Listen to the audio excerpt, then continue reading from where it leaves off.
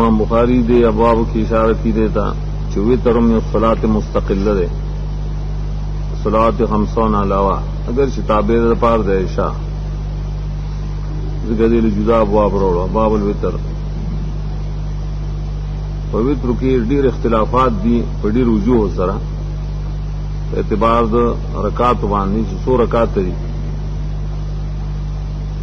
دارنګ په اعتبار د حیات باندې حیات کې دار جمنس کی قاعده شتا او کنه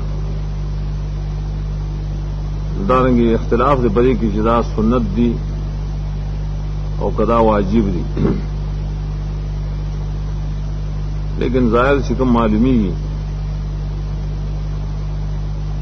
اغدار چوی تر اگر چې سنت ما کدلی خدای ته او کدو سنن وي ناغه پشان ته واجبي دلیل لري چې نبی سلام نه په سفر کې پریخي نه په حضر کې دین احناف استنباط کی شداد دلالت کی وجوب دغه اختلاف کی صرف په نوم کې واجب دی او کنه لیکن نبی سلام شرع پر خودلی نه پر خودل نہیں پکار باقی بڑے باب کی اصل داری سے وتر کلق و اطلاق شور پٹول قیام اللیل باندې کای اولس رکعات دی ټول ته وتر ویلی کله نه رکعات ہوتا کله پینځو تا وتا دې ته حکم وی په اعتبار د مجموعه په اعتبار د اصل حقیقت سره وتر سوری آئی کہ بس دو قول دی یو رکعت دے جدا د دو رکعتونه آیا درې رکعت دی امام بخاری حدیث د عبداللہ بن عمر راوړي بار بار چې دلالت کی بری باندې چې وتر یو رکعت مستقله ده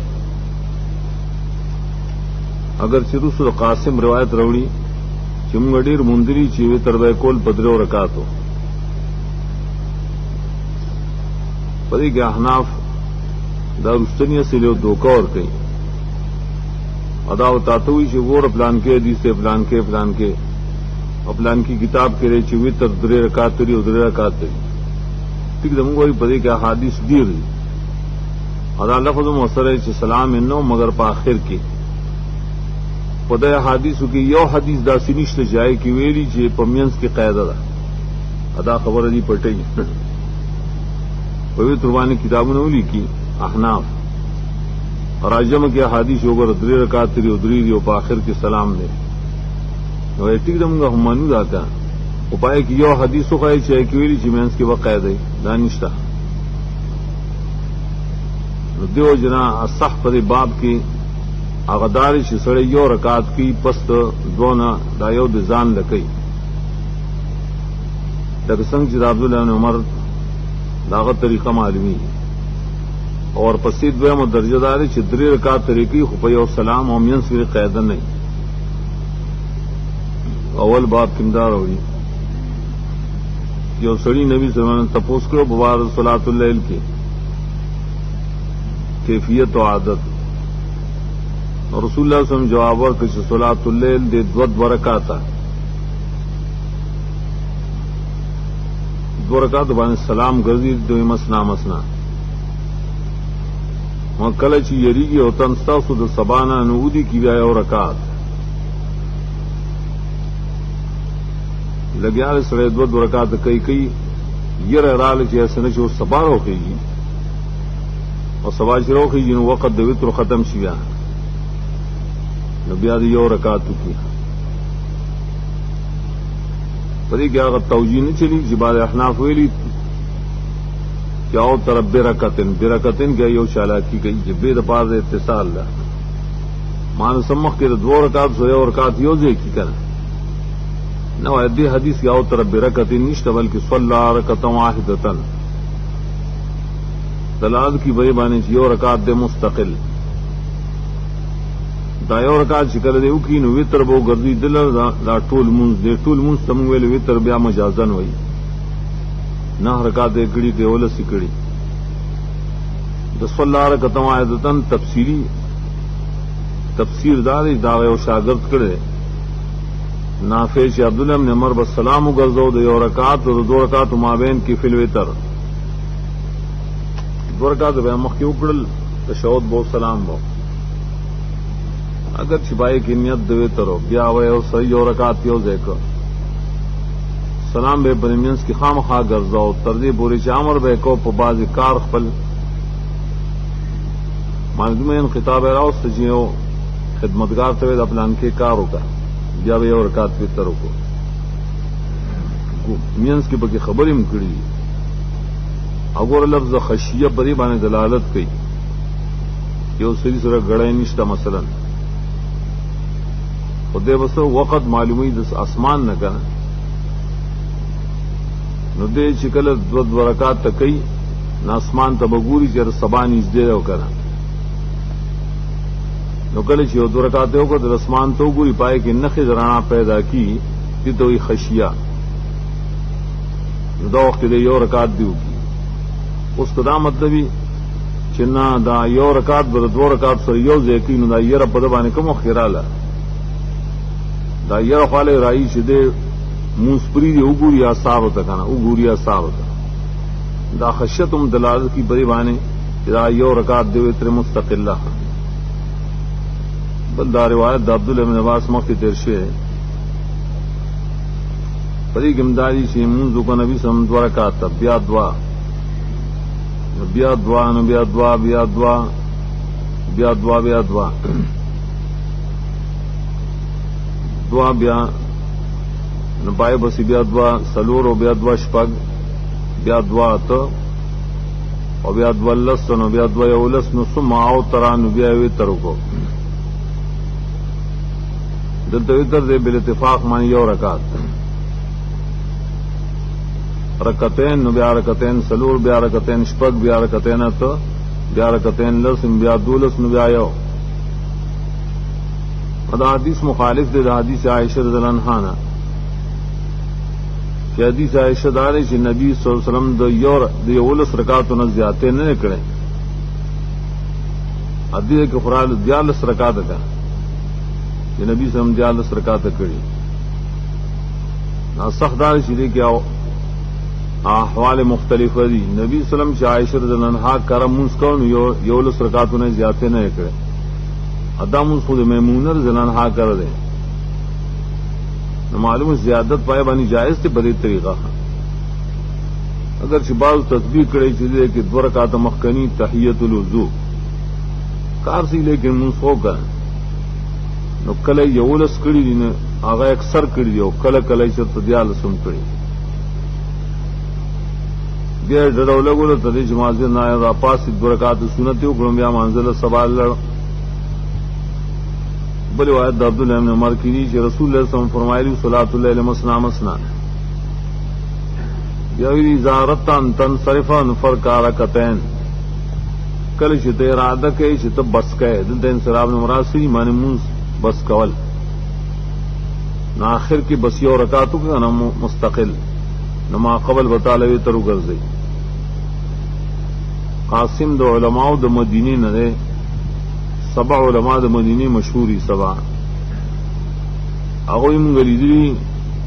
ډېر خلک مونږ ادرکنا کړي چې بالغان شي دیو خو تعبیر کنه چې خلک لیدي هغه خلک څوک دي من صحابه چې به وتر کو 3 رکعات او د حدیث مخکنی معلوم شو چې وتر د یو رکعات نو معلوم شي ان کل لواسع دا ټول فراخه خبر دا امید مدار شي نشته په هیڅ باندې سپروا یو رکعات سره مستقل کې یو قدر رکعات کوي او پدریو کې هغه شرط ده چې پدری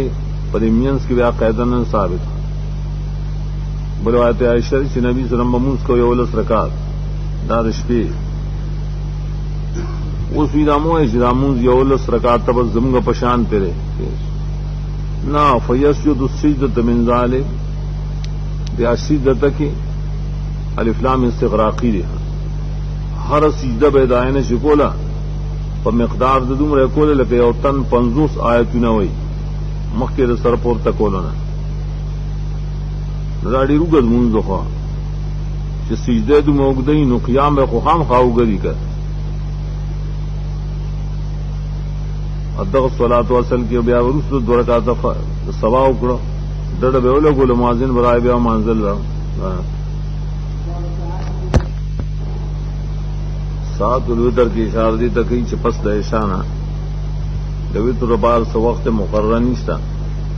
اول کې مینس کې اخر کې بلکہ خاص کر ابو هريره رضی الله عنه ما ته رسول الله صلی الله علیه وسلم وصیت کوي چې وتر کوا مخکې دود کېدلونه دا نه چې عشاء پسې متصل کا ولې طالب او عشاء پسې به گردان کا گردان چوکو کې بیا چې دکی نو وتر کا ځکه سواله اکثر بیا طالب چې مطالعه چې کړي چربانګ نشي پاسې دیکھا دا ابو هريره وصیت ته مانه طالبان پر عملو کی کم شي د ابتدا د شپې نه نو دکی د بار چې وتر د فوت نشي ګرځي بل حدیث ده ابن عمر زران تپوس شاد دو رکعاتا د سبا سنت چې آئے پدې کې قرات بوګدو مو کنه دو رکعات سنت کی وګت قرات شتاو کنه دو ته بیانو کو چې نبی صلی الله علیه وسلم ګورا د شپې دو رکعات کړي او وتر کړي یو رکعات نبی او دو رکعات وکړو قبل صلات الغداء څنګه به وکړو وکأن الاذان ابي وزنه گویا کی رضوی مزان من اقامت دد بغوگونو کیوں اس مطلب حمادی من اے بسرعت نبی صلی اللہ علیہ وسلم دو رکعات سنت د سبا کړي لیکن پر تلوار کړي پای کی سنت هم نار چې زر به کې وګد مکوا دا سو نوافل چې مان سنن پای کی عجلت وکړ یو کله چې خطبه شروع یو سره راشي دو رکعات د کینو وګد بنه کوي دانګ د ماقام فرض نه مخکې دو رکعات تداب وګد نه کوي نو دانګ د دو رکعات سنت د فجر شری دا هم بس مختصر پکار دي اطوال القرات پکې نشته بل روایت عائشہ رضی الله عنها وی په هر جز د شپه کې نبی صلی الله علیه وسلم وتر کړي کل الليل دامانه چې په هر شپه کې نه په ټولو اجزاو د شپه کې نبی سم په اول کې بیا په دویمه غنټه کې درېمه کې څلورمه کې په نیمه کې او په آخر کې ټولو کې وتر کړي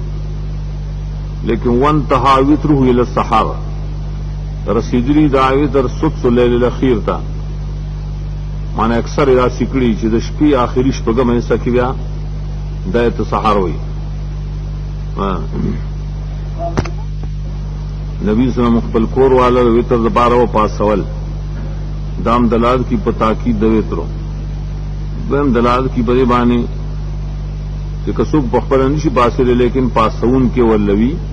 ناغلم پکاري چې وتر د رست کی نبی صلی الله علیہ وسلم وی منځ وکاو کو زبو دوما پلن په فراش کله چې اراده کوله چې وتر کې نظم بیدار کړم ما به وتر وکړم داوی دوسری معنی درې کاتا یا یو رکعت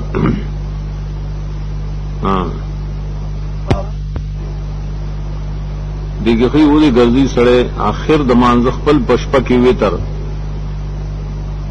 لکه حدیث هم دا اجعلوا آخر صلاتکم باللیل وترا وګرځي آخر د مانځ تاسو د شپې وتر لرا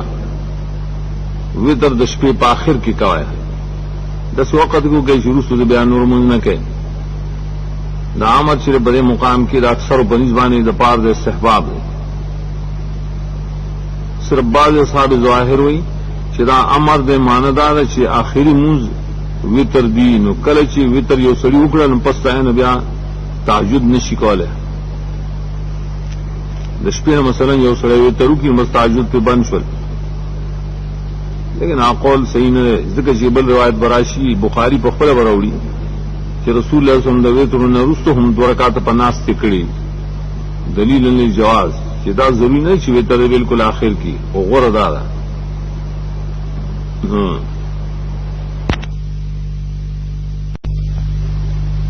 وتر د سورلې د پاسا جائز دی په سفر کې خارج البلد دیو جنا دا دلالت کی بیانی چې وتر امر دا صلات فریضه واجبہ نه دا حکم نه نفل کې چې دا به د پاسه کی احناف وی چې دا بیا منسوخ شوه لیکن د نسخ د پاسه دلیل نشته نو دا سړي وی کنه اگر کو وتر واجب دی لیکن په دابه باندې د پاسه جایز ځکه نبی سلام کړی دا سوال نه وای چې منسوخ کړي. نہ کہ واجبی ہو کہ غیر واجبی ہو پتا بانی جائز دی رایو عزت عبداللہ ابن مصر پلار د مکہ کی روانم دشپے ارگل سبانوی علی دم ذرا کوشم نو تر میں وکړو عبداللہ ابن عمر مان روان شو نو بیا زور پس ورسیدم ماته تکم ځای ماته د سبان یریدم نو کوشو مد دابین نو تر میں وکړو عبداللہ ابن عمر وته استاد رسول الله صلی الله علیه وسلم په ژوند کې اقتدا خسته نشته سر ما ولی نشته ګور رسول الله صلی الله علیه وسلم د وخت د پاسه وی ترکړي په سفر کې نو څه سره گزارې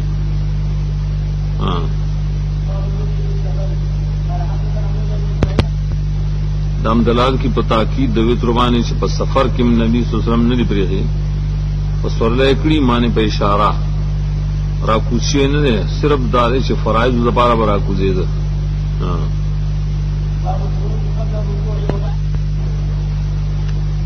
امام بخاری باب د وتر کې دا ذکر کړي یو خو بدی راوړلو کې اشاره ده چې قنوت په وتر کې شتا باز خلک آئی د وتر کې قنوت نشته قنوت نازله په نور فرایض کې د پای باندې رد کړي دیو جنا ابواب الوتر کې دا باب راوړي بیا دا خبره چې دا قنوت با رکوع نه مخکې کوي او وروسته به کوي امام بخاری په عنوان کې دوړ ذکر کړ او اشاره کی دیتا پدې کې بیا دوا تطبیق دي جزاله کم قنوت چراغله قبل رکوع نه دا وتر ده او کم قنوت چې بعد رکوع ده نه دا قنوت نازله ده دا لفظ دوړ ته شامل او قنوت نازله بیا په وتر پورې خاص نه ده سبا کې ماقام د ټولو کې بیا شری دویم تطبیق دار چې قنوت قبل رکوع او بعد معنی په وتر کې دوړ جایز ده